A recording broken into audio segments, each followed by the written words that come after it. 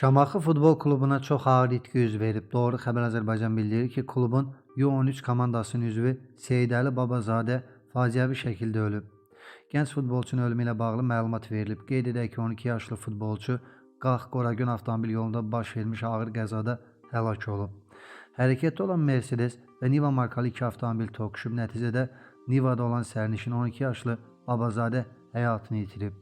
Həmin avtomobildə olan digər sərnişinlər 42 yaşlı Əzizə Babayeva, 5 yaşlı oğlan uşağı, sürücü 46 yaşlı Ruslan Babayev və Mercedesin sürücüsü 33 yaşlı Memar Rüstəmli isə xəsarət alıblar. Milli Elmlər Akademiyası nəzdində Respublika Seysmoloji Xidmət Mərkəzinin Zəlzələlərin Tədqiqatı Bürosu az öncə məlumat yayıb. Məlumatda deyilir.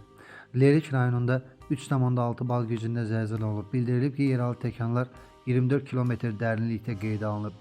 Zəlzələ episentrdə Lənkəran və Lerik rayonlarında 3 bala qədər hiss olunub. Masallı rayonunda ağır qəza olub. Hadisə Yeni Ələt-Astara magistralının rayon ərazisindən keçən hissəsində qeydə alınıb. Belə ki, Chevrolet Cruze markalı maşını idarə etmədən çıxaraq yol kənarına aşıb. Qəza zamanı müxtəlif dərəcəli xəsarətlər almış sürücü rayon xəstəxanasına hospitalizasiya olunub. Faktla bağlı araşdırma aparılır. Keçmiş Kənd Təsərrüfatı Naziri, Şəmkir rayon icra hakimiyyətinin sabiq başçısı Qara Tofiq ləqəbi ilə tanınan Tofiq Hüseynov vəfat edib. Bu barədə sosial şəbəkələrdə məlumat yayılıb. Bildirilib ki, o İsveçrənin Bazil şəhərində xərçəng xəstəliyindən həyatını itirib.